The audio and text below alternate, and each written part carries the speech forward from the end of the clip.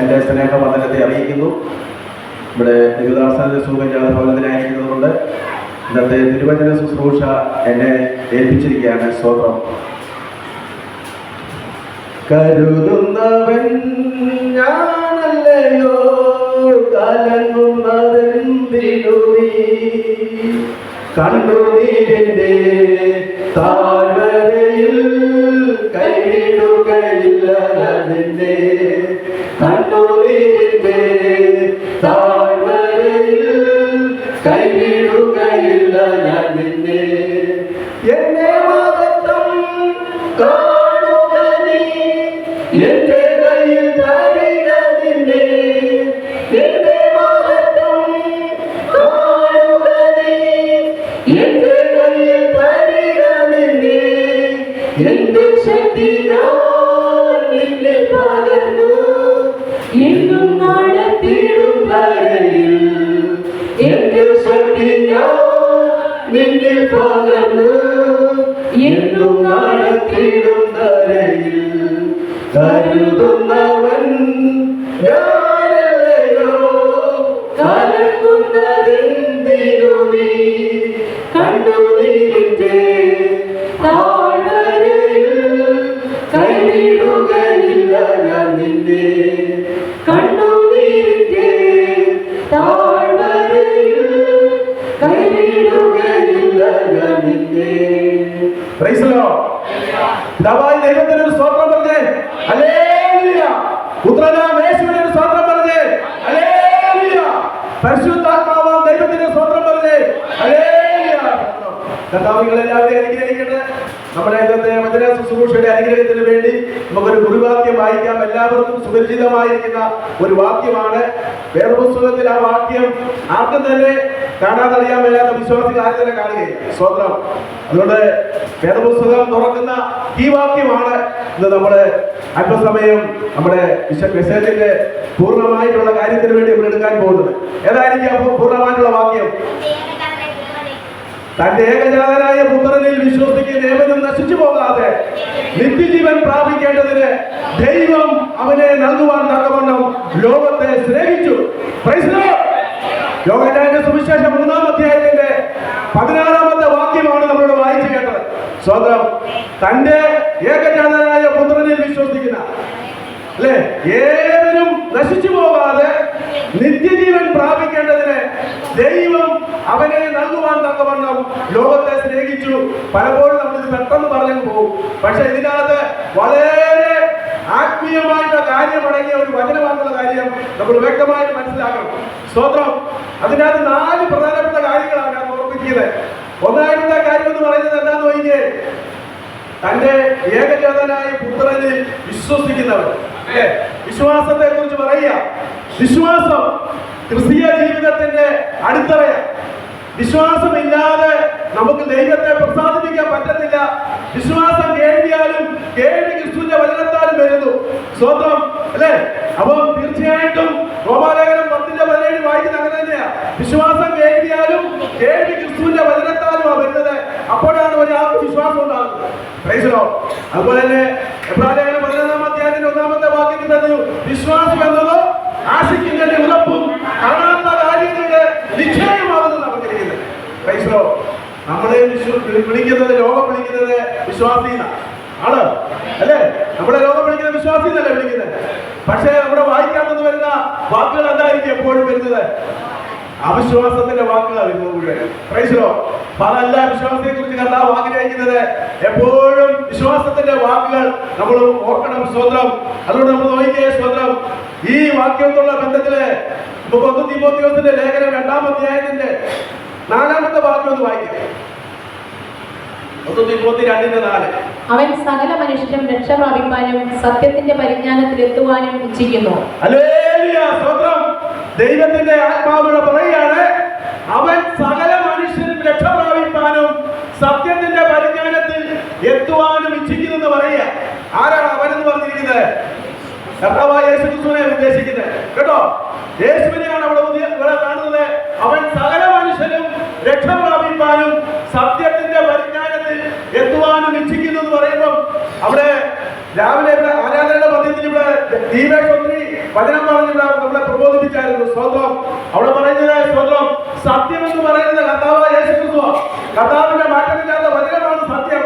പരിജ്ഞാനം എന്ന് പറയുന്നതും കർത്താവിന്റെ മാറ്റമില്ലാത്ത തിരുവചനമാണ്. സ്തോത്രം. ഇത് പഠിക്കുന്നവന് മാത്രമേ പരിജ്ഞാനം ലഭിക്കത്തുള്ളൂ. സ്തോത്രം. അതുകൊണ്ടാണ് പറയുന്നത്, അവൻ സകല മനുഷ്യനും രക്ഷ പ്രാപിപ്പാനും സത്യത്തിന്റെ പരിജ്ഞാനത്തിൽ എത്തുവാനും ഇച്ഛിക്കുന്നുവെന്ന് പൗലോസ് അവിടെ തിമോഥെയോസിന്റെ ലേഖനത്തിൽ ഓർപ്പിക്കുമ്പോൾ തീർച്ചയായിട്ടും നമ്മൾ എന്ത് ചെയ്യുന്ന കാര്യങ്ങൾ ഓർക്കണം. വിശ്വാസം നമ്മുടെ ജീവിതത്തിലെ ഏറ്റവും വലിയ പ്രധാനപ്പെട്ട ഒരു കാര്യമാണ്. വിശ്വാസം നമുക്കില്ലെങ്കിൽ നമ്മൾ എന്തെല്ലാം ലോകത്തിൽ ചെയ്തെന്ന് പറഞ്ഞാലും നമുക്ക് യാതൊരുവിധ പ്രയോജനം നമുക്കുണ്ടാകത്തില്ല. സ്തോത്രം. അതുകൊണ്ട് തീർച്ചയായിട്ടും നമ്മുടെ വിശ്വാസം നമ്മുടെ ജീവിതത്തിന്റെ ഒരു മുദ്രയായിട്ട് തന്നെ നമ്മൾ പിടിക്കണം എപ്പോഴും. സ്തോത്രം. അതുകൊണ്ടാണ് ഇവിടെ പറഞ്ഞിരിക്കുന്നത്, തന്റെ ഏകജാതനായ പുത്രനിൽ വിശ്വസിക്കുന്ന ഏവരും രണ്ടാമത് പറയാണ്, നശിച്ചു പോകരുത്. നശിച്ചു പോകാനായിട്ട് നീ ആഗ്രഹിക്കുന്നത് ആരെങ്കിലും ഉണ്ടോ? ഇല്ല. ഇത് നമ്മൾ വായിച്ചത് വന്നില്ലേ? അവൻ സകല മനുഷ്യനും രക്ഷപ്പെടണമെന്നാണ് പറഞ്ഞിരിക്കുന്നത് അല്ലേ? സകല മനുഷ്യനും, ദൈവത്തിന്റെ മൂക്കിലെ ശ്വാസം പുതിയ സകല മനുഷ്യനും രക്ഷപ്പെടണമെന്ന് ദൈവം ആഗ്രഹിക്കുന്നു. പക്ഷേ മനുഷ്യൻ എന്ത് ചെയ്യുന്നറിയാമോ? മനുഷ്യൻ അവന്റെ സ്വാർത്ഥതയ്ക്ക് വേണ്ടി ഈ ദൈവത്തെ തെറ്റിച്ച് കളയാൻ ചെയ്തുകൊണ്ടിരിക്കുന്നത്. പ്രൈസലോ. അതുകൊണ്ടാണ് അവിടെ നശിച്ചു പോകരുതെന്ന് അവിടെ പ്രധാനമായിട്ട് ഓർപ്പിക്കുന്നത്. ഇവിടെ മൂന്നാമതാണ് അവിടെ കാണുന്നതെന്ന് ചോദിച്ചാൽ, നിത്യജീവൻ നമുക്ക് തരുന്നുണ്ട്. സ്തോത്രം അല്ലേ? നിത്യജീവൻ തരുന്നു. എന്താ അവിടെ വായിക്കുന്നതിനല്ലേ? പുത്രനിൽ വിശ്വസിക്കുന്ന ഏവരും നശിച്ചു പോകാതെ നിത്യജീവൻ പ്രാപിക്കേണ്ടതിന് ദൈവം അവനെ നൽകുവാൻ തക്കവണ്ണം എന്ത് ചെയ്തു? ലോകത്തെ സ്നേഹിച്ചു, എന്നെ നിങ്ങളെ സ്നേഹിച്ചതാണ്. ദൈവത്തിന്റെ ആ സ്നേഹം എത്ര പരിപാലനമായിട്ടുള്ള സ്നേഹമാണെന്നുള്ള കാര്യം നമ്മളൊന്ന് അല്പസമയം നമുക്ക് ചില കാര്യങ്ങളില്ലാത്ത ചിന്തിക്കാൻ പോവുകയാണ്. സ്തോത്രം. അപ്പൊ തീർച്ചയായിട്ടും നമ്മള് ഇതിനകത്ത് നോക്കുമ്പോഴത്തേക്കിന് നശിച്ചു പോകാതെ നിത്യജീവൻ പ്രാപിക്കേണ്ടതിന് സ്തോത്രം. ദൈവത്തിന്റെ പരിശുദ്ധാത്മാവ് എന്റെ ഹൃദയത്തിനകത്ത് വന്ന ഒരു ആലോചന ഇപ്പൊ നിങ്ങളോട് പറയാൻ പോവാ. സ്തോത്രം. ചില ജീവിതങ്ങളെ, ഇവിടെ ചെറുപ്പക്കാരായിട്ടുള്ള ചില ജീവിതങ്ങളെ നിരോധിക്കപ്പെട്ട സ്തോത്രം പുകയില ഉൽപ്പന്നങ്ങൾ ഉപയോഗിക്കുന്നതാണ് ദൈവത്തിന്റെ പരിശുദ്ധാത്മാവ് കാണിക്കുന്നത്. സ്തോത്രം. അതാരാണെങ്കിലും തന്നെ അത് ഉപേക്ഷിക്കുകയാണ് നമ്മുടെ ജീവിതത്തിൽ ഏറ്റവും നല്ലത്. അല്ല എങ്കിൽ സ്തോത്രം, ദൈവത്തിന്റെ ആത്മാവ് നിങ്ങളെ ശക്തമായിട്ട് സന്ദർശിക്കും കേട്ടോ. ദൈവത്തിന്റെ പരിശുദ്ധാത്മാവ് ഓർപ്പിക്കുന്ന ഒരു കാര്യമാണ് നിരോധിക്കപ്പെട്ട ചില ഉൽപ്പന്നങ്ങൾ. സ്തോത്രം. അത് പുകയില ഉൽപ്പന്നങ്ങളായിട്ട് വരുമ്പോഴത്തേക്കിന് നിങ്ങൾക്കറിയാമല്ലോ. സ്തോത്രം. ഇത് നിരോധിക്കപ്പെട്ട സാധനങ്ങൾ എന്തൊക്കെയാണ് ലഹരിയാൽ ഉപയോഗിക്കുന്ന കാര്യം ദൈവത്തിന്റെ പരിശുദ്ധാത്മാവ് വ്യക്തമായിട്ട് ഓർമ്മിക്കുന്നു. ആ ജീവിതം ആരാണെങ്കിലും അത് മര്യാദയ്ക്ക് സ്തോത്രം ദൈവത്തിന്റെ പരിശുദ്ധാത്മാവ് പറയുകയാണ്, അത് ഉപേക്ഷിക്കുകയാണ് നല്ലത്. സ്തോത്രം. നിന്റെ ശരീരം ദൈവത്തിന്റെ ആലയവും നിന്റെ ഉള്ളത്തിൽ പരിശുദ്ധാത്മാവ് വസിക്കുന്നതാണെന്നുള്ള കാര്യം മനസ്സിലാക്കണം. പ്രൈസിലോ. അതുകൊണ്ട് തീർച്ചയായിട്ടും അത് ആരാണെന്നുള്ള കാര്യം എനിക്കറിയത്തില്ല. പക്ഷെ ഉപയോഗിക്കുന്നവരും വലിയവനായ ദൈവത്തിനും വ്യക്തമായിട്ട് അറിയാം. സ്തോത്രം. അതുകൊണ്ട് കളിപ്പിക്കരുത്, ദൈവത്തെ കളിപ്പിക്കരുത്, ദൈവം അടിതരും. സ്തോത്രം. അതുകൊണ്ട് തീർച്ചയായിട്ടും ആരെങ്കിലും ഇവിടെ നിന്ന് ഉപയോഗിക്കുന്നതായിട്ട് ഉള്ളവര് വന്നിട്ടുണ്ടെന്നാണ് പരിശുദ്ധാത്മാവ് കാണിക്കുന്നത്. സ്തോത്രം. അതുകൊണ്ട് തീർച്ചയായിട്ടും അത് ഉപയോഗിക്കണം, നിർത്തണം. അല്ലെങ്കിൽ നിങ്ങളുടെ ജീവിതത്തിൽ അത് ഏറ്റവും വലിയൊരു കൗശലമാണ്. ദൈവം അനുഗ്രഹിക്കട്ടെ. ആരാണെങ്കിലും അത് ഏറ്റെടുത്തുകൊണ്ട് അത് ഉപേക്ഷിക്കുന്നതാണെങ്കിൽ ഏറ്റവും നല്ലത്. സ്തോത്രം. അവരുടെ ജീവിതം അനുഗ്രഹിക്കപ്പെടുക തന്നെ ചെയ്യും. സ്തോത്രം. ദൈവം അതുകൊണ്ട് തീർച്ചയായിട്ടും നമ്മൾ ചെയ്ത് നമ്മുടെ വിശ്വാസം നമ്മൾ നോക്കുമ്പോഴത്തേക്കിന് നമ്മുടെ ലോകത്തിലെ സ്തോത്രം പല വിശ്വാസികളെ കുറിച്ച് നമ്മൾ കേൾക്കാറുണ്ട്. നമ്മൾ പല വിശ്വാസികളെ കുറിച്ച് കേട്ടിട്ടുള്ളവരാണ്. പല വിശ്വാസികൾ ലോകത്തിലുണ്ട്. സ്തോത്രം അല്ലേ? അപ്പം ഏതെല്ലാം വിശ്വാസികളാണ് ലോകത്തിലുള്ള കാര്യം നിങ്ങൾക്ക് തന്നെ അറിയാം. ദൈവത്തിൽ വിശ്വസിക്കുന്നവരുണ്ട്, അല്ലാത്തവരിൽ വിശ്വസിക്കുന്നവരുണ്ട്, നമ്മുടെ ദൈവത്തിൽ വിശ്വസിക്കുന്നവരുണ്ട്. സ്തോത്രം. പല പല ദൈവങ്ങളിലൊക്കെ വിശ്വസിച്ചിരിക്കുന്ന ആൾക്കാരെല്ലാവരും ഉണ്ട്. പക്ഷെ ഇവിടുത്തെ വിശ്വാസം എന്ന് പറയുന്നത് തന്റെ ഏകജാതനായ പുത്രനിൽ വിശ്വസിക്കുന്നവർ. ദൈവത്തിന്റെ ആത്മാവ് വ്യക്തമായിട്ട് നമ്മളോട് പറയാണ്, തന്റെ ഏകജാതനായ പുത്രനിൽ വിശ്വസിക്കുന്നവർ. സ്തോത്രം. അതായിരിക്കും അത് കർത്താവായ യേശു ക്രിസ്തുവിൽ വിശ്വസിക്കുന്ന, യേശുവിനെ രക്ഷകനായി സ്വീകരിച്ചിരിക്കുന്ന നാം ഓരോരുത്തരുമാണെന്നുള്ള കാര്യം നമ്മൾ വ്യക്തമായിട്ട് ഓർക്കണം.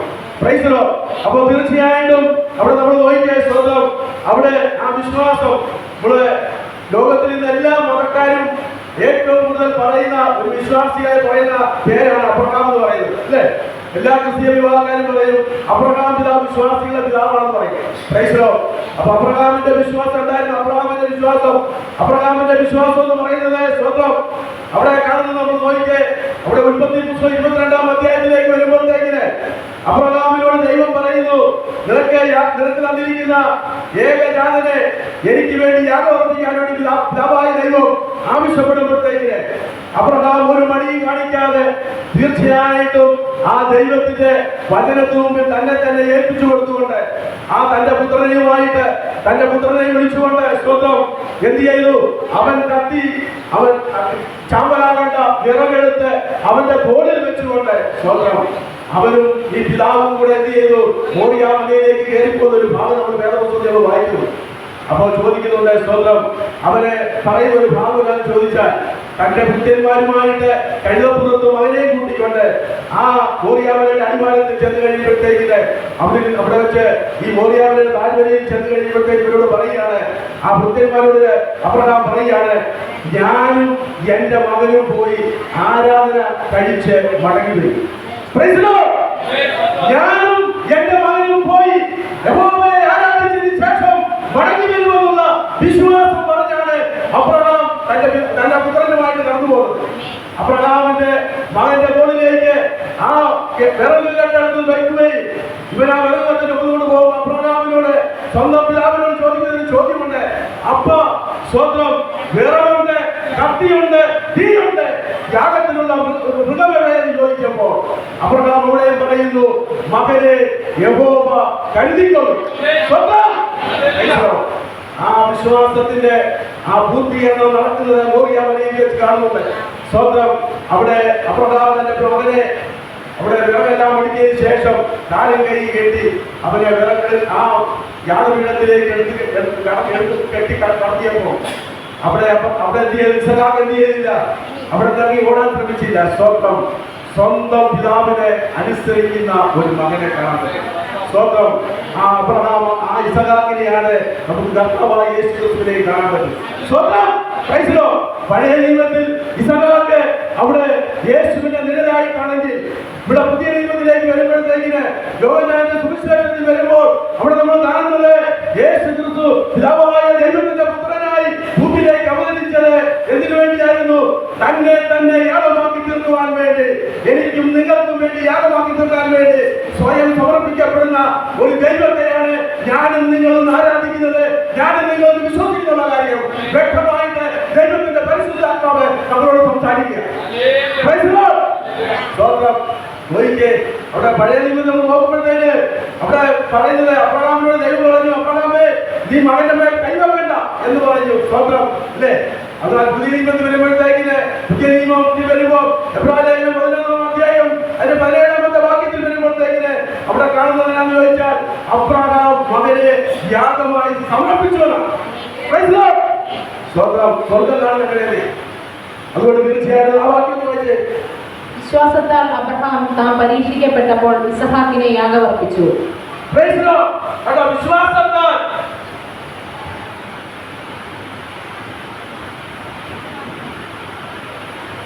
വിശ്വാസത്താൽ അബ്രഹാം താൻ പരീക്ഷിക്കപ്പെട്ടപ്പോൾ ഇസഹാക്കിനെ യാഗമർപ്പിച്ചു. വിശ്വാസത്താലാണ് അബ്രഹാമിനെ യാഗം അർപ്പിച്ചിരിക്കുന്നത് വ്യക്തമായിട്ട് ഓർപ്പിക്കുന്നു. സ്വന്തം അപ്പൊ തീർച്ചയായിട്ടും നമുക്ക് എന്ത് വേണം?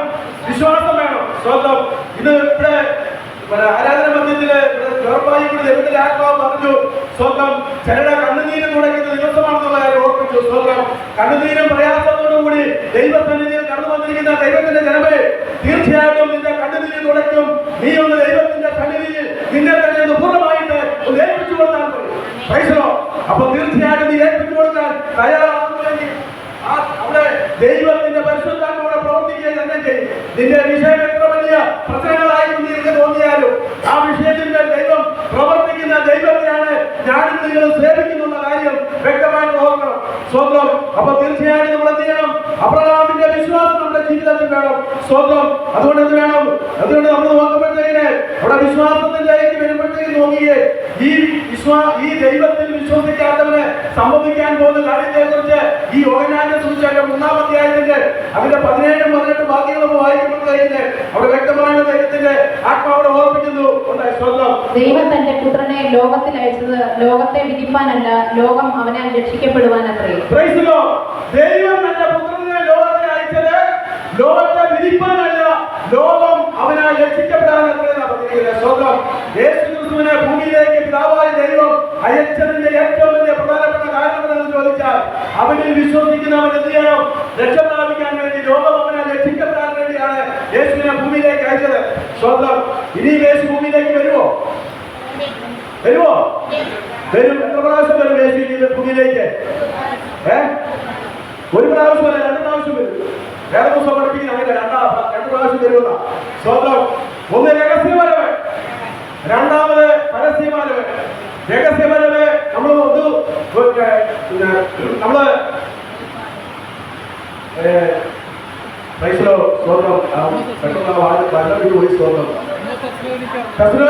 ലേഖനം 4-ാമത്തെ വാക്യങ്ങൾ വായിക്കുമ്പോ അല്ലേ, അവിടെ നമ്മൾ കാണുന്നുണ്ട്, അവിടെ യേശു ക്രിസ്തു രഹസ്യമായിട്ട് വന്ന് തന്നെ ചേർക്കാൻ, തന്റെ മക്കളെ ചേർക്കാൻ സ്വന്തം ഒരു രഹസ്യപരം വരും. പ്രൈസോ. പിന്നെ യേശു വരുന്നപ്പോഴായിരിക്കും പരസ്യമായിട്ട് വരുന്നപ്പോഴാ. വെളിപ്പാട് ദിവസം പഠിച്ചപ്പോ കണ്ടില്ലേ, ലോകത്തിലെ സകലമായ ജനങ്ങളും കാണുക യേശു പ്രത്യക്ഷനാകാൻ പോവുക. പ്രൈസോ. ഇനി ഭൂമി നടക്കാൻ പോകുന്ന 2 പ്രധാനപ്പെട്ട സംഭവങ്ങളാണ് ഈ 2 കാര്യങ്ങൾ. ഏതൊക്കെയാ? ഒന്ന് യേശുവിന്റെ രഹസ്യപരവും, 2 യേശുവിന്റെ പരസ്യപരവുമാണ് നടക്കാൻ പോകുന്നത്. യേശു ക്രിസ്തു ഒന്ന് വന്നത് പാപികളെ രക്ഷിക്കാൻ വേണ്ടി വന്നത്. ഇനി രണ്ടാമത് വരുന്നത് തന്നെ പ്രത്യാശയോടെ കാത്തിരിക്കുന്ന മക്കളെ ചേർക്കാൻ വരുന്നു. 3 സ്വന്തം കർത്താവ് വരുന്നത് ഈ ലോകത്തെ ന്യായം വിധിക്കാൻ വരുന്നു. ഇതാണ് കർത്താവിന്റെ വരുന്നുള്ള കാര്യം വ്യക്തമായിട്ട് വിശ്വാസികൾ ഓർത്തിരുന്നുകൊണ്ട് സ്വന്തം ഈ ദൈവത്തിൽ മാത്രം വിശ്വസിച്ചുകൊണ്ട് ജീവിക്കുവാൻ ദൈവത്തിന്റെ പരിശുദ്ധാത്മാവ് നമ്മെ ഓർപ്പിക്കുകയാണ് ഈ പകൽക്കാലം. സ്വന്തം അതുകൊണ്ടാണ് പറഞ്ഞിരിക്കുന്നത്, സ്വന്തം കർത്താവ് താൻ ഗംഭീര നാളത്തോടും പ്രധാന ദൂതന്റെ ശബ്ദത്തോടും ദൈവത്തിന്റെ നാളത്തോടും കൂടെ സ്വർഗത്തിൽ നിന്ന് ഇറങ്ങി വരികയും ക്രിസ്തുവിൽ മരിച്ചവർ മുൻപേ ഉയർത്തെഴുന്നേൽക്കുകയും ചെയ്യും. ക്രിസ്തുവിൽ മരിച്ചവർ. അപ്പം ഈ ക്രിസ്തുവിൽ മരിക്കണമെങ്കിൽ അപ്പൊ വേറെ മരണമുണ്ടല്ലോ അല്ലേ? വേറെ മരണമില്ലേ? ബാക്കി കണ്ടതല്ലേ പറയുന്നത്? ക്രിസ്തുവിൽ മരിച്ചവർ എന്നാ പറഞ്ഞിരിക്കുന്നത്. അപ്പൊ അല്ലാതെ മരിക്കുന്നവരുമുണ്ട്. പിന്നെന്താ പറഞ്ഞിരിക്കുന്നത്? പിന്നെ ജീവനോടെ ശേഷിക്കുന്ന നാം അവനോട് ഒരുമിച്ച് ആകാശത്തിൽ കർത്താവിനെ എതിരേൽപ്പാൻ വേഗങ്ങളിൽ എടുക്കപ്പെടും. അങ്ങനെ നാം എപ്പോഴും കർത്താവിന് കൂടെ ഇരിക്കും. ആർക്കൊരു സന്തോഷമില്ലെന്ന് തോന്നുന്നു. അങ്ങനെ എപ്പോഴും നമ്മൾ കർത്താവിനോട് കൂടെ ഇരിക്കും. അതാണ് കർത്താവിന്റെ രഹസ്യപരവ്. ഇതിനെക്കുറിച്ച് വേറെ ദിവസം പറയുന്നത് അവൻ കള്ളനെ പോലെ വരുമെന്നാണ് പറഞ്ഞിരിക്കുന്നത്. കള്ളനെ പോലെ വരും. അതിനുവേണ്ടി എന്താ കള്ളനെ പോലെ വരാൻ പറഞ്ഞൊരു കാര്യമില്ല. നമ്മള് വിശ്വാസിയായിരിക്കുന്ന ഞാനും നിങ്ങളും ഒരുങ്ങിയിരിക്കണമെന്നാണ് ദൈവം ആഗ്രഹിക്കുന്നത്. സ്വന്തം അതുകൊണ്ടാണ് നമ്മൾ മത്തായിയുടെ സുവിശേഷം 25-ാം അധ്യായം മുഴുവൻ വായിക്കുമ്പോഴത്തേക്ക് അവിടെ നമ്മൾ കാണാൻ പറ്റുന്നുണ്ട്. സ്വന്തം വായിക്കണ്ട, നിങ്ങൾക്കറിയാവുന്ന ഭാഗങ്ങളൊക്കെയാ. 10-ലധികമായ ഉപദേശയോട് പറയുന്നുണ്ട്. 5 പേർ ബുദ്ധിയുള്ളവരും 5 പേർ ബുദ്ധിയില്ലാത്തവരുമായിട്ട് എന്ത് ചെയ്തു? ഈ ഭൂമിയിൽ ജീവിച്ചു. പക്ഷേ അവരെല്ലാവരും എന്തുകൊണ്ടായിരുന്നു? ഈ യേശുവിനെ, ഈ മണവാളനെ എതിരേൽക്കാൻ കാത്തിരുന്നവരാ. അതുപോലെ തന്നെ നമ്മളും ഇന്ന് ഈ ലോകത്തിൽ കർത്താവിനെ രക്ഷകനായി അംഗീകരിച്ചു, രക്ഷിക്കപ്പെട്ടു, സ്വന്തം സ്നാനപ്പെട്ടു, കർത്താവിന്റെ മേശയിൽ പങ്കെടുക്കുന്നുണ്ട്, ദൈവത്തെ ആരാധിക്കുന്നുണ്ട്, ദൈവത്തോട് പ്രാർത്ഥിക്കുന്നുണ്ട്. സ്വന്തം പക്ഷേ നമ്മൾ കർത്താവിനോട് ചെലവഴിക്കുന്ന സമയം എത്ര വേണ്ടമാണെന്നുള്ള കാര്യം ഞാനും നിങ്ങളും പരിശോധിച്ച് നോക്കണം. ഒന്ന് പുനഃപരിശോധിക്കണം. ഒന്ന് നമ്മൾ ആത്മശോധന ചെയ്യണം. സ്വന്തം കർത്താവിനോട് ചേർന്നിരിക്കുന്ന വിശ്വാസി മാത്രമേ എടുക്കപ്പെടുകയുള്ളൂ എന്നുള്ള കാര്യം വേഗമായിട്ട് തിരുവചനത്തെ ഓർപ്പിക്കാൻ ചെയ്യുന്നത്. രക്ഷിക്കപ്പെട്ട് ഞായറാഴ്ച ഒന്ന് ആരാധിക്കുന്നുണ്ട്. സ്വന്തം ഞങ്ങളും അവിടെ പോകുന്നുണ്ട്, ഇവിടെ പോകുന്നുണ്ട് ഒക്കെ പറയുന്നുണ്ട്. പക്ഷേ പോണമെങ്കിൽ ആരുമായിട്ടുള്ള ബന്ധം വേണം. യേശുമായിട്ടൊരു ബന്ധം വേണം. ഈ യേശുമായിട്ടുള്ള ബന്ധം പുലർത്തുവാൻ വേണ്ടി നമുക്ക് ഒരാളിനെ കൂട്ടായിട്ട് തന്നിട്ടുമുണ്ട്. ആരാ? പരിശുദ്ധാത്മാവാം ദൈവം. ഈ ആത്മാവുമായിട്ട് നമ്മൾ നിരന്തരം സംസാരിക്കുന്നുണ്ടോ? ഈ ആത്മാവിനെ നമ്മൾ അംഗീകരിക്കുന്നുണ്ടോ? ഈ ആത്മാവിനോട് നമ്മൾ പ്രാർത്ഥിക്കുന്നുണ്ടോ എന്നുള്ള കാര്യം നിങ്ങൾ തന്നെ ഒന്ന് പരിശോധിച്ച് നോക്കണം. ഒരു ദിവസത്തില് എത്ര മണിക്കൂർ നമുക്ക് ദൈവം ഈ ഭൂമിയിൽ ദാനമായിട്ട് നൽകുന്നുണ്ട്? ഓരോ ദിവസവും 24 മണിക്കൂർ നമുക്ക് ദാനമായിട്ട് ഒരു ദിവസം തരുന്നുണ്ട്. അതിന്റെ ദശാംശം വെച്ച് നോക്കിയാൽ തന്നെയും 2.5 മണിക്കൂർ ദൈവമായിട്ട് കൊടുക്കേണ്ടതാണ്. അപ്പോൾ തീർച്ചയായിട്ടും നമ്മൾ എത്ര മണിക്കൂർ കൊടുക്കുന്നുണ്ട് എന്നുള്ള കാര്യം നിങ്ങൾ തന്നെ പരിശോധിച്ച് വിശ്വസിച്ചു ഞാൻ ചോദ്യം പറയുന്നില്ല. സ്വന്തം അതുകൊണ്ട് ദൈവമായിട്ടുള്ള ബന്ധം നമ്മൾ എന്ത് ചെയ്യണം? എവിടെ വെച്ചെങ്കിലും വിട്ടുപോയിട്ടുണ്ടെങ്കിൽ അത് പുനഃസ്ഥാപിക്കുവാൻ വേണ്ടി നമുക്ക് തീരുമാനമെടുക്കണം. ഇനി കാലം ഉത്രയൊന്നുമില്ല. സ്വന്തം നമ്മൾ ജീവിച്ചിടത്തോളം കാലം ഇനി മുൻപോട്ട് പോകുന്ന അറിയത്തില്ല. സ്വന്തം എന്ത് ചെയ്തുകൊണ്ടിരിക്കുന്നു? ഇവിടെ നമ്മൾ പാടി ലോകത്തിന്റെ കാര്യങ്ങൾ കേട്ട് നമ്മൾ എന്ത് ചെയ്യരുത്? പതറിപ്പോൾ അതല്ല ഒരു പാട്ടല്ല പാടിയത്, നമ്മുടെ ഗോപനായിട്ട് എടുത്തിട്ടുണ്ട് അല്ലേ? പതറിപ്പോകാനല്ലേ പറഞ്ഞത്? അപ്പൊ ലോകത്തിൽ നിന്ന് കാണുന്നത് മുഴുവൻ മനുഷ്യനെ വിശ്വാസ ബോധത്തിൽ നിന്നും തെറ്റിച്ച് കളയുന്ന കാര്യങ്ങളാ ലോകത്തിൽ നിന്ന് നടന്നുകൊണ്ടിരിക്കുന്നത്. ഇത് ലോകത്തിൽ നടക്കുന്ന സംഭവങ്ങൾ മുഴുവൻ വിശ്വാസ ബോധത്തിൽ നിന്നും നിന്നെ യേശുവിന്റെ പാതയിൽ നിന്നും നിന്നെ മാറ്റിക്കളയുന്ന ഒരു സമുദായം നടക്കുന്ന ലോകത്തിലാണ് ഞാനും നിങ്ങൾ ജീവിക്കുന്ന കാര്യം മനസ്സിലാക്കണം. സ്വന്തം ദൈവത്തിന്റെ തിരുവചനത്തിന് മാറ്റമില്ല. ദൈവത്തിന്റെ തിരുവചനം അപ്രകാരം തന്നെ സംഭവിച്ചുകൊണ്ടിരിക്കും സമയമാകുമ്പോൾ തന്നെ. സ്വന്തം അതുകൊണ്ട് തീർച്ചയായും അവിടെ എന്ത് ചെയ്യുന്നു? ഇത് നമുക്ക് നല്ലൊരു വിശ്വാസം നമ്മുടെ ജീവിതത്തിൽ വേണം. വിശ്വാസമില്ലാതെ നമുക്ക് ദൈവത്തെ പ്രസാദിപ്പിക്കാൻ പറ്റത്തില്ല. അതുകൊണ്ട് നമ്മൾ എന്ത് ചെയ്യേ? ആ യോഹന്നാന്റെ സുവിശേഷം 3:17-18 വാക്യം വിട്ട് 17-18 വാക്യം. ദൈവം തന്റെ പുത്രനെ ലോകത്തിൽ അയച്ചത് ലോകത്തെ വിധിപ്പാനല്ല, ലോകം അവനാൽ രക്ഷിക്കപ്പെടുവാനത്രേ. അവനിൽ വിശ്വസിക്കുന്നവർക്ക് ന്യായവിധിയില്ല. അവനിൽ വിശ്വസിക്കുന്നവർക്ക് ന്യായവിധിയില്ല.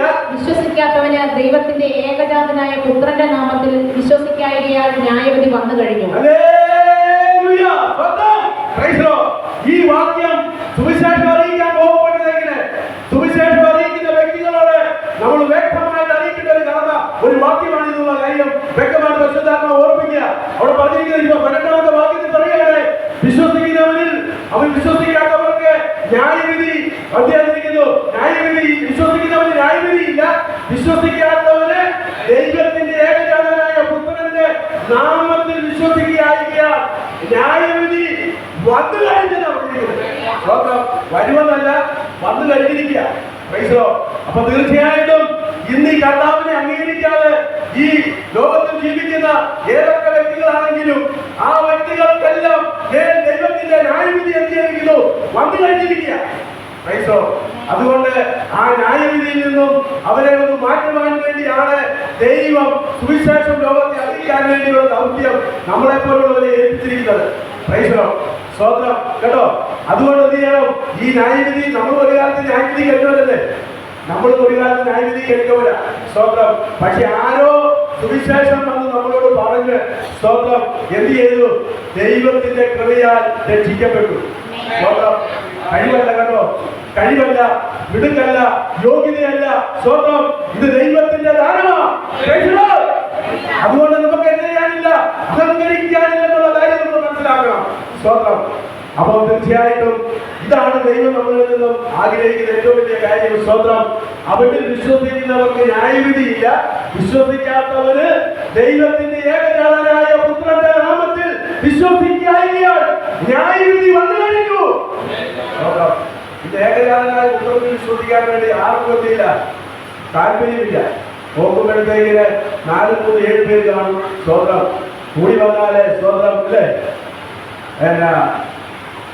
ഇപ്പം പഴയകാലത്തേക്കാൾ ഒത്തിരി മാറ്റം സംഭവിച്ചു. സ്വന്തം അല്ലേ? പഴയകാലത്ത് എന്റെ ചെറുപ്പകാലത്ത് ഞാൻ ഓർക്കുന്നുണ്ട്. സ്വന്തം ഈ ചങ്ങനാശ്ശേരി മാർക്കറ്റിലെ സ്വന്തം ഏതാണ്ട് 13 മാസം 15 മാസം 1.5 വർഷത്തോളം ഞാൻ അവിടെ മാർക്കറ്റിലുണ്ടായിരുന്നു. അപ്പം അന്നത്തെ കാലഘട്ടത്തിൽ അത് നോക്കുമ്പോഴത്തേക്കാണ് 1979-80-81 കാലഘട്ടത്തിലാണ് സ്വന്തം. അപ്പൊ തീർച്ചയായിട്ടും അന്ന് ചങ്ങനാശ്ശേരി മാർക്കറ്റിലെ വിശ്വാസി എന്ന് പറയുന്ന ഒറ്റ വ്യക്തി പോലും ഇല്ലായിരുന്നു. സ്വന്തം മാർട്ടിനറിയാം, മാർട്ടിനറിയായിരുന്നു സ്വന്തം. അപ്പൊ തീർച്ചയായിട്ടും അന്ന് ആ മാർക്കറ്റുകളിൽ നിന്നും ആൾക്കാരില്ലായിരുന്നു. ഇന്ന് ചങ്ങനാശ്ശേരി മാർക്കറ്റിലും ചങ്ങനാശ്ശേരി കവലയിലുമായിട്ട് എത്രയോ ദൈവസഭകൾ രൂപം കൊണ്ടിരിക്കുന്നു. എത്രയോ സഭകൾ രൂപം കൊണ്ടിരിക്കുന്നു. എത്രയോ 1000 വിശ്വാസികൾ സ്വന്തം വന്നിരിക്കുന്നു എന്നുള്ള കാര്യം ഓർക്കുമ്പോഴത്തേക്ക് വളരെയധികം സന്തോഷമുണ്ട്. സ്വന്തം ആ കാലഘട്ടം കഴിഞ്ഞ് അതിനുശേഷം 1989, 90, 91, 92 കാലഘട്ടമൊക്കെ വന്നപ്പോഴത്തേക്ക് ചങ്ങനാശ്ശേരി പട്ടണത്തിലൊക്കെ വളരെയധികം ഒരു ഉണർവിന്റെ കാറ്റ് ആഞ്ഞടിക്കുകയും സ്വന്തം അങ്ങനെ 96 ആരംഭത്തിൽ തന്നെ സ്വന്തം നമ്മുടെ ഈ സഭയുടെ പ്രവർത്തനങ്ങളൊക്കെ ആരംഭിക്കാനുള്ള സാഹചര്യങ്ങൾ ദൈവം ഒരുക്കി തന്നിരിക്കുക. ക്രൈസ്തവരോ, അപ്പൊ തീർച്ചയായിട്ടും വിശ്വസിക്കുന്ന ഒരു ജനം ഇന്ന് ലോകത്തിൽ എഴുന്നേറ്റുകൊണ്ടിരിക്കുക. ഏകജാതനായ പുത്രനിൽ വിശ്വസിക്കുന്ന ഏവരും നശിച്ചു പോകാതെ നിത്യജീവൻ പ്രാപിക്കേണ്ടതിന് ദൈവം അവനെ നൽകുവാൻ തക്കവണ്ണം ലോകത്തെ സ്നേഹിക്കുക. സ്വന്തം ആ സ്നേഹം, ദൈവത്തിന്റെ സ്നേഹം ഇതിനെ കവിഞ്ഞൊഴുകിക്കൊണ്ടിരിക്കുക. ക്രൈസ്തവരോ, അതുകൊണ്ട് തീർച്ചയായിട്ടും നമ്മൾ നോക്കിക്കേ, അവിടെ തീർച്ചയായിട്ടും നമ്മൾ നോക്കിക്കേ, ആ വിശ്വാസത്തിന്റെ ആ പടിയിലേക്ക് ബന്ധപ്പെട്ടെങ്കില് അവനിൽ വിശ്വസിക്കാത്തവന്റെ ദൈവത്തിന്റെ ന്യായവിധി വന്നു കഴിഞ്ഞിരിക്കുന്നു എന്നുള്ള കാര്യം ദൈവത്തിന്റെ പരിശുദ്ധാത്മാവ് വ്യക്തമായി ഓർമ്മിക്കുമ്പോഴത്തേക്കിന് ദൈവത്തിന്റെ ആത്മാവ് കണ്ടിട്ടുള്ളവരാണെങ്കിൽ തീർച്ചയായിട്ടും ദൈവത്തിന്റെ ആത്മാവിന്റെ ഹൃദയത്തോട് സംസാരിക്കും. ക്രൈസ്തവരോ, അങ്ങനെ ഞാനും നിങ്ങളും വിശ്വാസത്തിലേക്ക് വന്നത് സ്വന്തം. പിന്നെ നമ്മൾ നോക്കിയേ, അവിടെ പിന്നെ നമ്മൾ കാണുന്നത് നശിച്ചു പോകാതിരിക്കാൻ വേണ്ടി അല്ലേ ദൈവം നമ്മളെ കരുതിക്കൊള്ളുന്നു. സ്വന്തം ഓരോ ദിവസവും നമ്മുടെ ദൈവം എത്ര അതിശയവും അത്ഭുതകരമായിട്ടാണ് എന്നെയും നിങ്ങളെയും കരുതിക്കൊള്ളുന്ന കാര്യം നമ്മളൊന്ന് നോക്കിയേ. സ്വന്തം അതുകൊണ്ടാണ് സുവിശേഷത്തിൽ നമ്മൾ വായിക്കുന്നത് സ്വന്തം 10-ാം അധ്യായത്തിന്റെ അതിന്റെ 27-ാമത്തെ വാക്യത്തിലേക്ക് വരുമ്പോഴത്തേന് നമ്മുടെ യേശു ഭൂമിയിലായിട്ടുള്ള പറഞ്ഞൊരു കാര്യമാണ്. സ്വന്തം എന്താ പറഞ്ഞിരിക്കുന്നത് നോക്കിയേ, ദേഹിയെയും ദേഹത്തെയും നരകത്തിൽ നശിപ്പിക്കാൻ കഴിയുന്നവനെ തന്നെ ഭയപ്പെടുവിൻ. ഇവിടെ ദേഹിയെയും ദേഹത്തെയും നരകത്തിൽ നശിപ്പിക്കാൻ കഴിയുന്നവനെ ഭയപ്പെടുവിൻ. സ്വന്തം കേട്ടോ. അപ്പം നമ്മുടെ ശരീരത്തോടുകൂടി എന്തെങ്കിലും തീയിലേക്ക് ഇടുവാൻ, ദേഹത്തിൽ നമ്മുടെ ആത്മാവിനെയും ശരീരത്തെയും നശിപ്പിച്ചു കളയുവാൻ, തീയിലേക്ക് നിത്യ ചൂടയിലേക്ക് തള്ളിക്കളയുവാൻ അധികാരമുള്ള ഒരു വ്യക്തിയാണ് കർത്താവായ യേശു ക്രിസ്തു എന്നുള്ള കാര്യം വ്യക്തമായി ഓർക്കണമെന്ന കാര്യമാണ്. പ്രൈസോ, അതുകൊണ്ട് നശിച്ചു പോകാതെ അല്ലേ. അപ്പം നശിച്ചു പോകണമെന്ന് ദൈവം ആഗ്രഹിക്കുന്നില്ല. സ്വന്തം അല്ല, ദൈവത്തെ മറന്നലിച്ചു പോകാനാ പ്ലാനെങ്കിൽ തീർച്ചയായിട്ടും ദൈവം നശിപ്പിക്കുക തന്നെ ചെയ്യും. പ്രൈസോ, അപ്പൊ തീർച്ചയായിട്ടും നശിച്ചു പോകാതെ സ്വന്തം ഒരു വ്യക്തി വന്ന് നമ്മളെ കത്തിക്ക് കുത്തിയാൽ സ്വന്തം നമ്മുടെ ജീവൻ ചിലപ്പോൾ പോകും. പക്ഷെ നമ്മുടെ ആത്മാവ് നഷ്ടപ്പെട്ടു പോകുമോ?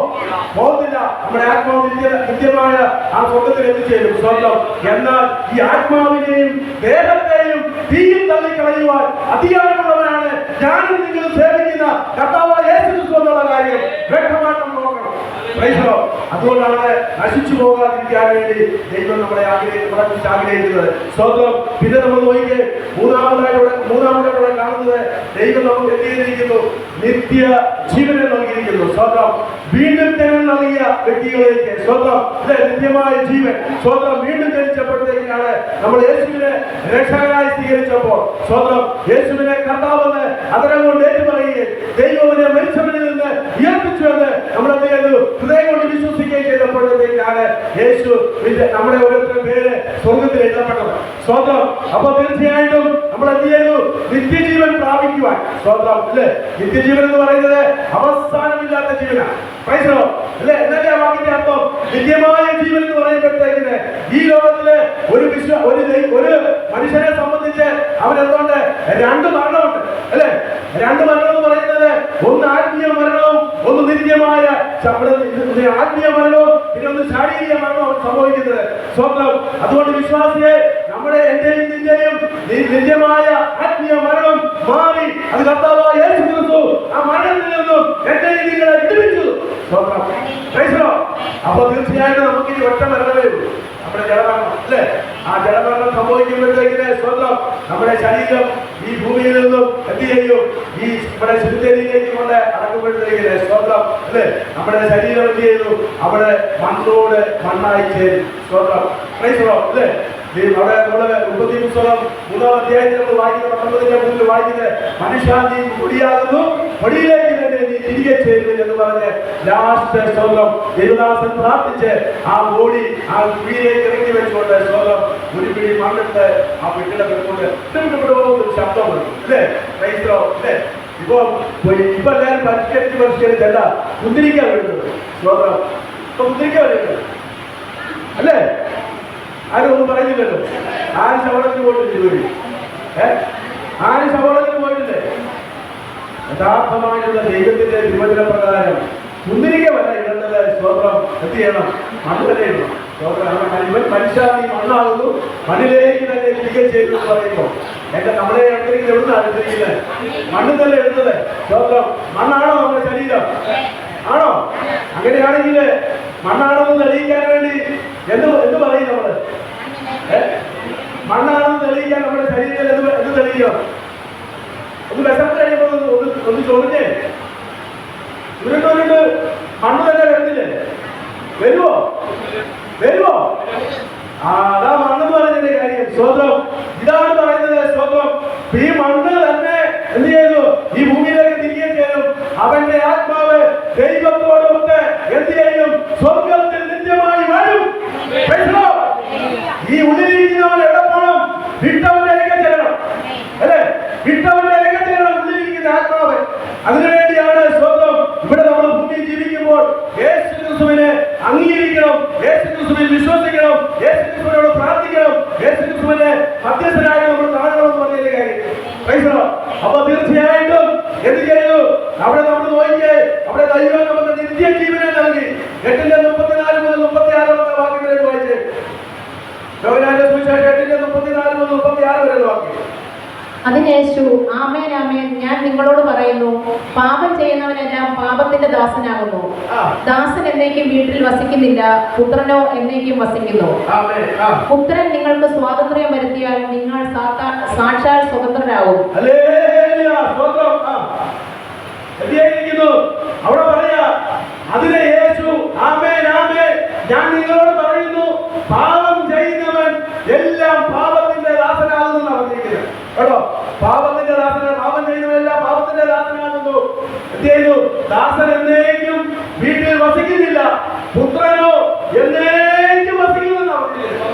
സ്വന്തം അല്ലെ? നമ്മൾ നോക്കിയാൽ നമ്മുടെ നാട്ടിൽ പുറത്ത് വേലക്കാരൻ ജീവിതകാലം മുന്നേ നമ്മുടെ വീട്ടിൽ നിൽക്കുമോ? ഇരിക്കത്തില്ല. അവർക്ക് കാലഘട്ടം കഴിയുമ്പോൾ അവൻ മറ്റേ പണി കഴിഞ്ഞ് അവന് കിട്ടണം പറ്റും, അവനെ പോകും. സ്വന്തം അല്ലെ? അതേസമയം വീട്ടിൽ ജീവിക്കുന്ന പുത്രനായ നമ്മുടെ മക്കൾ ഭൂമിയിൽ അവിടെ തന്നെ ജീവിക്കല്ലേ? വീട് തന്നെയല്ലേ ജീവിക്കുന്നത്? സ്വന്തം. അതുകൊണ്ടാണ് ഇവിടെ പറഞ്ഞത്, യേശു പറഞ്ഞത് നമുക്ക് മനസ്സിലാകത്തക്ക രീതി തന്നെ യേശു പറഞ്ഞതിന്റെ കാര്യമില്ല. ദാസൻ എന്നേക്കും വീട്ടിൽ വസിക്കുന്നില്ല, പുത്രനോ എന്നേക്കും വസിക്കുന്നു. പുത്രൻ നിങ്ങൾക്ക് സ്വാതന്ത്ര്യം വരുത്തിയാൽ നിങ്ങൾ സാക്ഷാൽ സ്വതന്ത്രരാകും. അപ്പൊ തീർച്ചയായിട്ടും ദൈവം നമ്മളെ സ്വതന്ത്രരാക്കി. എവിടുന്നാ സ്വതന്ത്രരാക്കിയ? ലോകത്തിന്റെ മോഹത്തിൽ നിന്നും, ലോകത്തിന്റെ ഭാവത്തിൽ നിന്നും, സ്വന്തം ഈ ലോകത്തിന്റെ എല്ലാ കുത്തലികളിൽ നിന്നും ദൈവം നമ്മളെ എന്ത് ചെയ്തിരിക്കുന്നു? വിളിച്ചു വേർതിരിച്ചിരിക്കുക.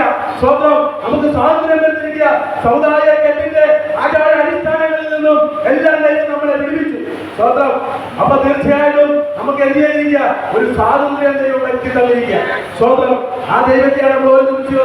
അതുകൊണ്ടാണ് യോഹന്നാന്റെ സുവിശേഷം 17-ാം അധ്യായത്തിന്റെ 3-ാമത്തെ വാക്യത്തിൽ പറയുന്നു, ഏകസത്യ ദൈവമായ നിന്നെയും നീ അയച്ചിരിക്കുന്ന യേശു ക്രിസ്തുവിനെയും അറിയുന്നത് തന്നെ നിത്യജീവനാകും. അല്ലേ?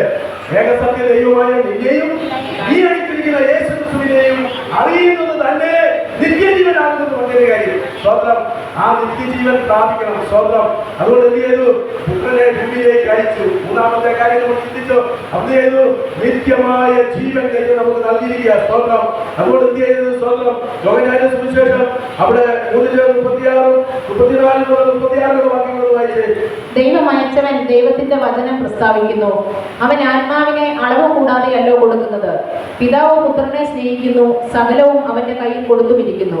പുത്രനിൽ വിശ്വസിക്കുന്നവന് നിത്യജീവനുണ്ട്, പുത്രനെ അനുസരിക്കാത്തവനോ ജീവനെ കാണുകയില്ല. ദൈവക്രോധം അവന്റെ മേൽ വസിക്കുന്നതേ ഉള്ളൂ. അവിടെ പറയാണ്, ദൈവം അയച്ചവൻ ദൈവത്തിന്റെ വചനം പ്രസ്താവിക്കുന്നു, അവൻ ആത്മാവിനെ അളവ് കൂടാതെയല്ലോ കൊടുക്കുന്നത്. സ്വന്തം. ഒരിക്കൽ ദൈവത്തിന്റെ പരിശുദ്ധാത്മാവിനെ കൊടുക്കുന്ന ഈ ദൈവത്തിന്റെ ആത്മാവിനെ നമ്മൾ അളന്നാണ് മേടിക്കുന്നത്. അളന്നാണ് മേടിക്കുന്നത് അല്ല. സ്വന്തം. അവൻ കൊടുക്കുന്നത് പറഞ്ഞാൽ എന്തിനാ? ദൈവം അയച്ചവൻ ദൈവത്തിന്റെ വചനം പ്രസ്താവിക്കുന്നു. ആരാ ദൈവത്തിന്റെ വചനം പ്രസ്താവിച്ചുകൊണ്ടിരിക്കുന്നത്? യേശു ക്രിസ്തു ഭൂമിയിൽ വന്ന് കാലം തികഞ്ഞ് ദൈവരാജ്യം സമീപിച്ചിരിക്കാൻ മാനസാന്തരപ്പെട്ട സുവിശേഷത്തിൽ വിശ്വസിക്കുന്നത് യേശു ക്രിസ്തു പറഞ്ഞു. യോഹന്നാൻ പറഞ്ഞു. സ്വന്തം. ഇന്ന് ലോകം മുഴുവൻ എന്ന് പറഞ്ഞുകൊണ്ടിരിക്കുക, ഈ കാര്യം വിളിച്ചു പറഞ്ഞുകൊണ്ടിരിക്കുക അല്ലെ? കാലം വന്നിരിക്കുന്നു, കാലം തികഞ്ഞിരിക്കുക, മാനസാന്തരപ്പെട്ട സുവിശേഷത്തിൽ വിശ്വസിച്ച്. സ്വന്തം. ഇവിടെ പറയാണ്, ദൈവം അയച്ചവൻ ദൈവത്തിന്റെ വചനം പ്രസ്താവിക്കുന്നു.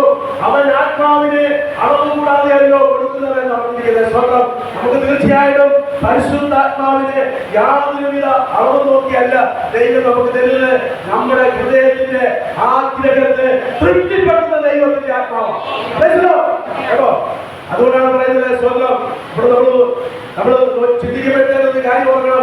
യോഹന്നാന്റെ സുവിശേഷത്തില് അവിടെ പറയുന്നത് എത്ര നന്മ നിങ്ങൾക്ക് തരുമെന്ന് അവിടെ ഓർപ്പിക്കുമ്പോ ലൂക്കോസിന്റെ സുവിശേഷത്തിലേക്ക് വരുമ്പോഴത്തേക്കിന് ലൂക്കോസ് വളരെ വിശുദ്ധമായിട്ട് എഴുതുന്നു. 11-ാം അധ്യായത്തിന്റെ 13-ാമത്തെ വാക്യം പറയുകയാണ്, സ്വന്തം പരിശുദ്ധാത്മാവിനെ എത്ര അധികം നൽകാതിരിക്കുമോ എന്ന് ചോദിക്കും. അപ്പൊ എന്ത് വേണം? നമുക്കൊരു ആഗ്രഹം വേണം ഈ ആത്മാവിന് വേണ്ടി. സ്വന്തം അളവ് കൂടാതെ കിട്ടുന്ന ആത്മാവ്, അതാണ് ഓർപ്പിക്കുന്നത്. സ്വന്തം പിന്നെ പറഞ്ഞത് നോക്കിയേ. സ്വന്തം ഇവിടെ നമ്മള് ആ യോഹന്നാന്റെ സുവിശേഷം 3-ന്റെ വാക്യത്തിന്റെ 34 വരെയുള്ള വാക്യങ്ങളുടെ സ്വന്തം ദൈവമയച്ചവൻ ദൈവത്തിന്റെ വചനം പ്രസ്താവിക്കുന്നു.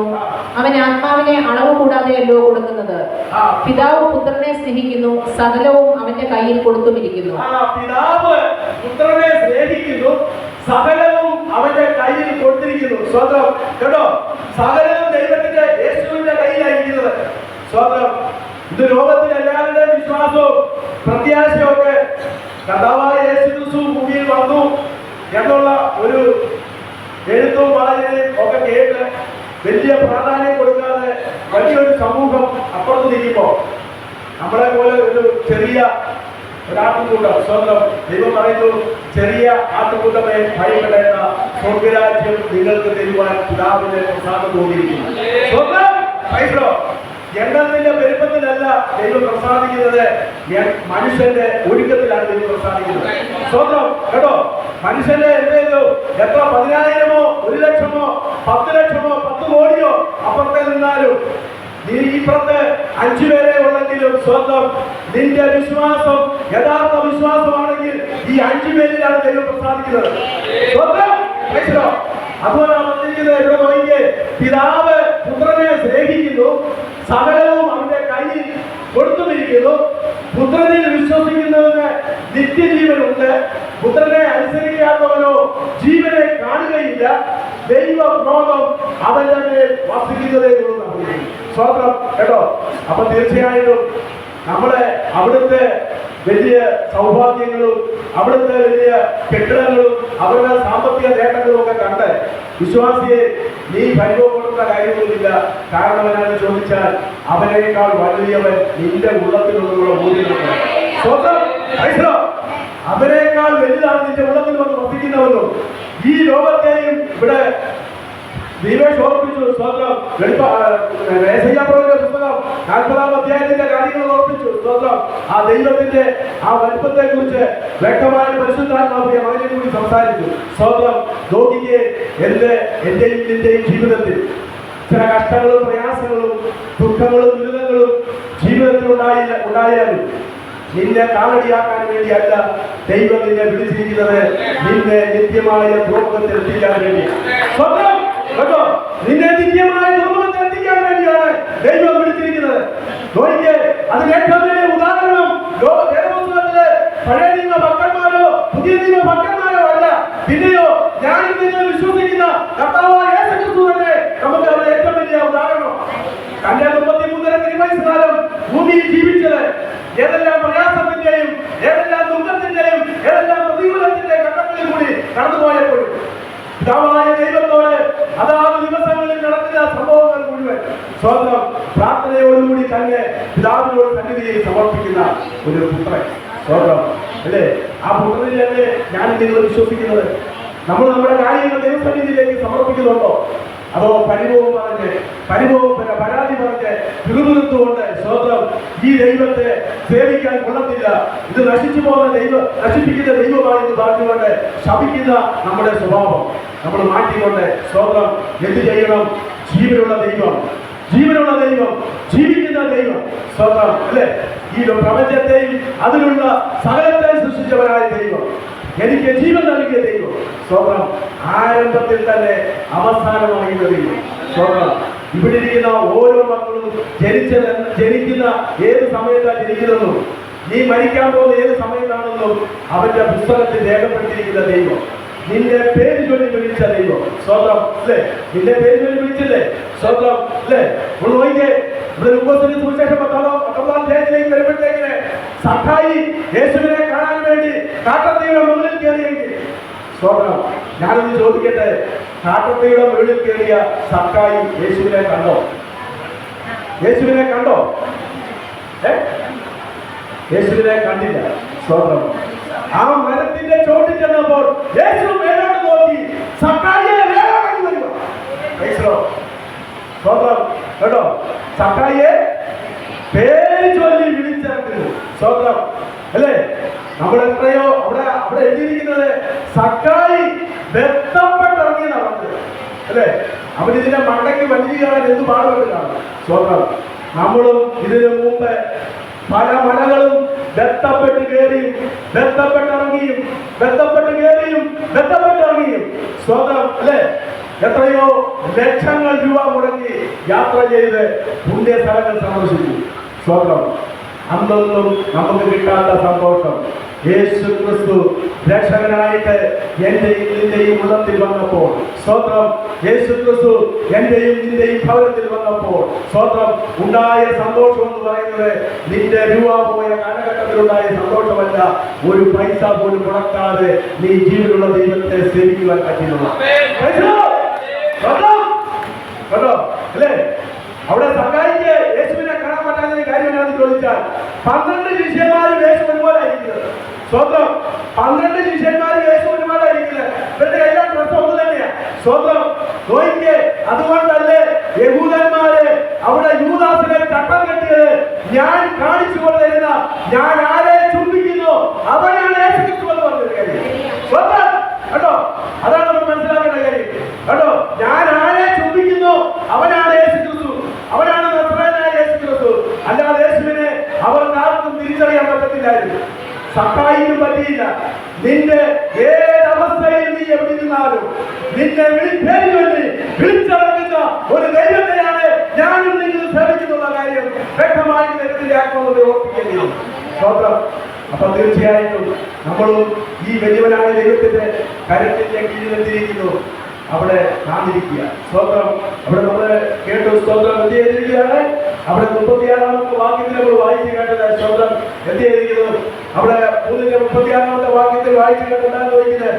ദൈവക്രോധം എന്താണ് ചോദിക്കുന്നത്? പുത്രനിൽ വിശ്വസിക്കുന്ന ഒരു നിത്യജീവനുണ്ട്, പുത്രനെ അനുസരിക്കാത്തവനോ ജീവനെ കാണുകയില്ല, ദൈവക്രോധം അവന്റെ മേൽ വസിക്കുന്നതേ ഉള്ളൂ. സ്വന്തം. അപ്പൊ തീർച്ചയായിട്ടും ദൈവത്തിന്റെ ക്രോധത്തിൽ പോണോ, ദൈവത്തിന്റെ നിത്യമായ ആ സ്നേഹത്തിൽ വസിക്കണോ എന്നുള്ള കാര്യം നിങ്ങൾ തന്നെ തീരുമാനിക്കുക. സ്തോത്രം. അപ്പൊ നിലനിർത്തിയിരിക്കുന്നു. ദൈവം നമുക്ക് നിത്യജീവനെ നൽകിയിരിക്കുന്നു. സ്തോത്രം. നാലാമത്തെ കാര്യം എന്ന് പറയുന്നത് ദൈവം നമ്മളെ സ്നേഹിക്കുന്ന ദൈവം.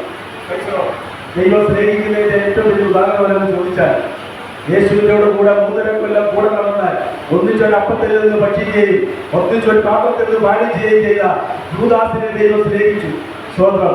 അവനെ ഒറ്റ ദിവസം പോലും മാറ്റി നിർത്തിയില്ല. കാരണം എന്താണെന്ന് ചോദിച്ചാൽ ദൈവത്തിന്റെ ശുശ്രൂഷ പൂർത്തീകരിക്കണം. കേട്ടോ, ഇവരെന്നെ ഒറ്റിക്കൊടുക്കുമെന്ന് യേശു മുഖത്ത് നോക്കിക്കൊണ്ട് അന്ന് അന്ത്യത്താഴ സമയത്ത് പറഞ്ഞാലും സ്വന്തം.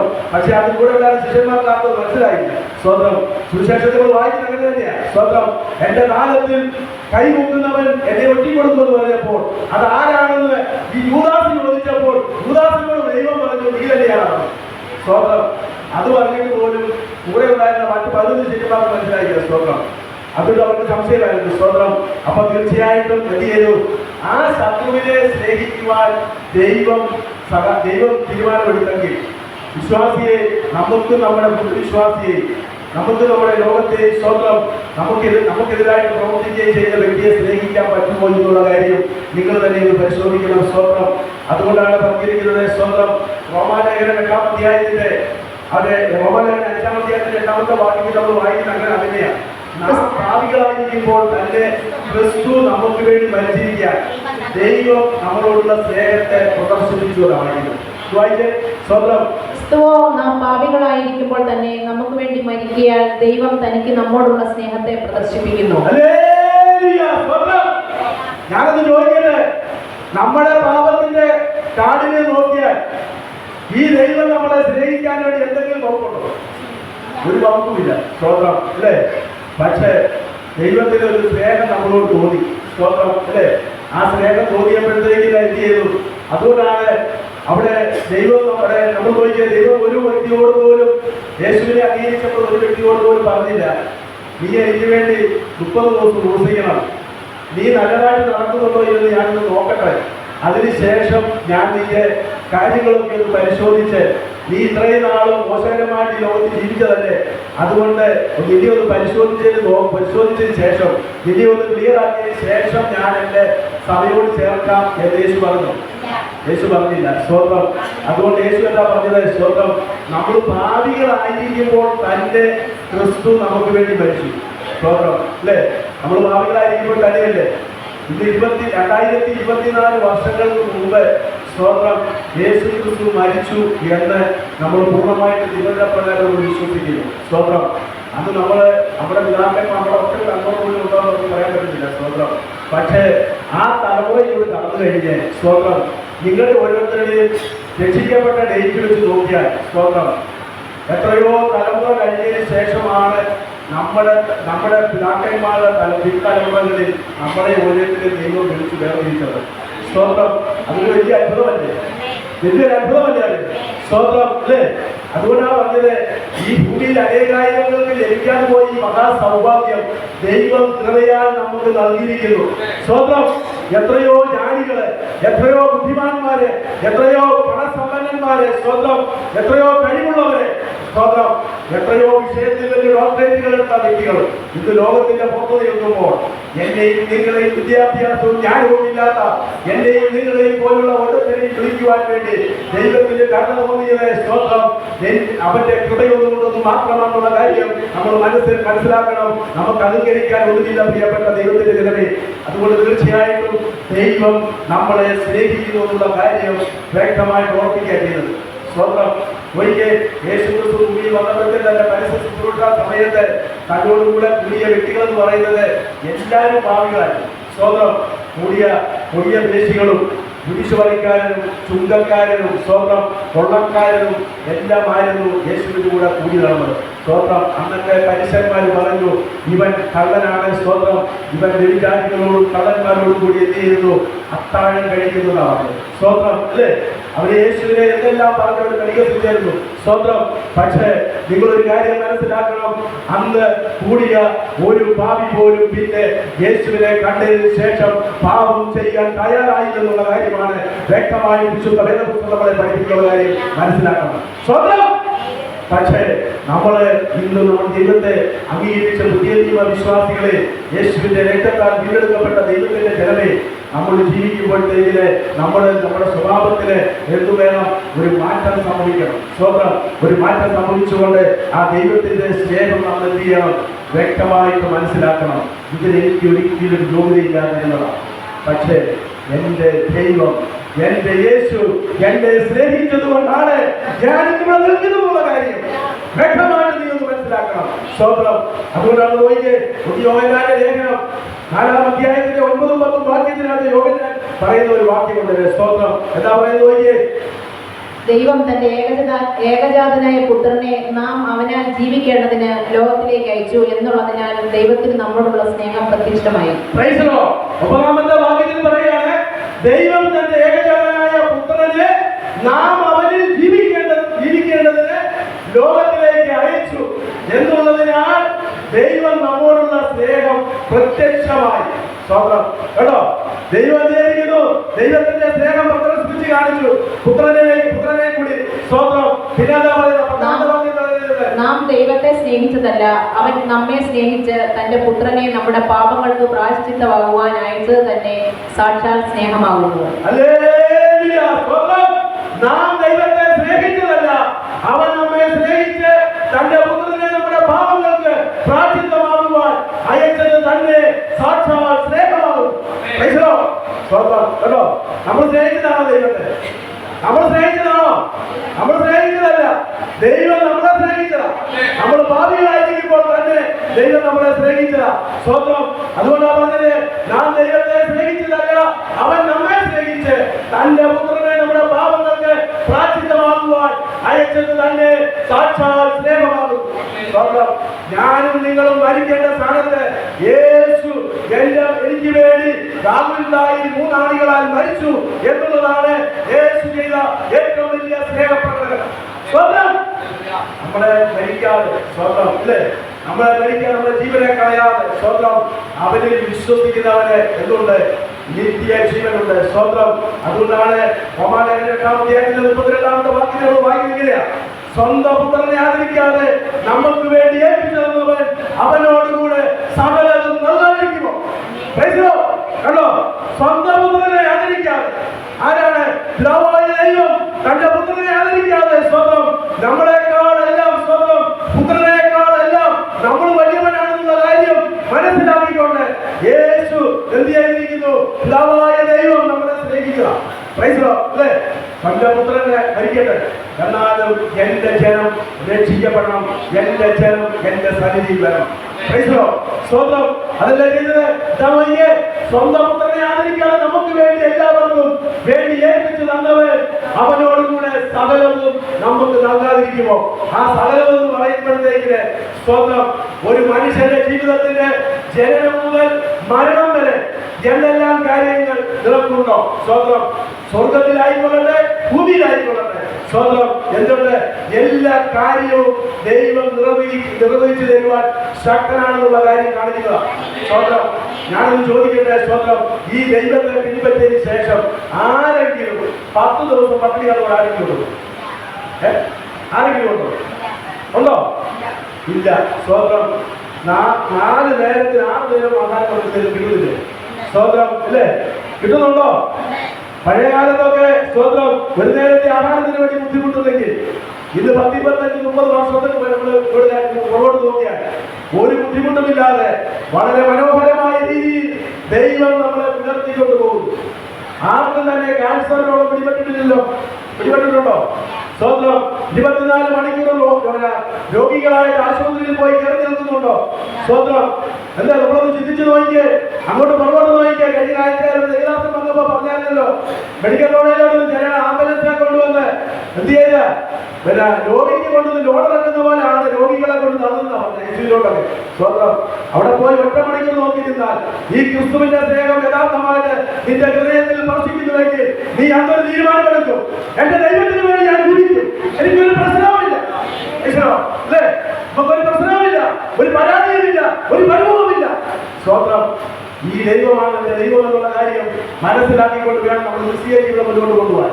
സ്വന്തം അല്ലെങ്കിൽ ഇപ്പോൾ നടന്ന കാര്യത്തിന് ഒരു പോക്ക് വഴി കിട്ടിയില്ല എന്ന് പറഞ്ഞുകൊണ്ട്, സ്വന്തം ഇപ്പോൾ അപേക്ഷിച്ചൊരു കാര്യത്തിന് വേണ്ടി എനിക്ക് 10 രൂപ കിട്ടിയില്ല എന്ന് പറഞ്ഞുകൊണ്ട് ഈ ദൈവത്തെ സ്നേഹിക്കേണ്ട, ഈ ദൈവത്തെ പിൻപറ്റേണ്ട, ഈ ദൈവത്തെ വിശ്വസിക്കേണ്ട എന്ന് പറഞ്ഞുകൊണ്ട് പുറക്കാറുകൊണ്ട് നീ ദൈവത്തെ അടിച്ചു മടങ്ങിപ്പോകുന്നെങ്കിൽ നിന്നെ പോലെ ഹിതനായ ഒരു മനുഷ്യ ലോകത്തിന്റെ വേറെ ഈ ദൈവത്തെ അറിയാനുള്ളതാണ് ഏറ്റവും നല്ലതെന്ന് ദൈവത്തിന്റെ ആത്മാവ് നമ്മളെ ഓർമ്മിക്കും. സ്വന്തം അതുകൊണ്ട് പ്രിയപ്പെട്ട ദൈവത്തിന്റെ ജനമേ, തന്റെ ഏകജാതനായ പുത്രനിൽ വിശ്വസിക്കുന്ന ഏവരും നശിച്ചു പോകാതെ നിത്യജീവൻ പ്രാപിക്കേണ്ടതിന് ദൈവം അവനെ നൽകുവാൻ തക്കവണ്ണം ലോകത്തെ സ്നേഹിച്ചു.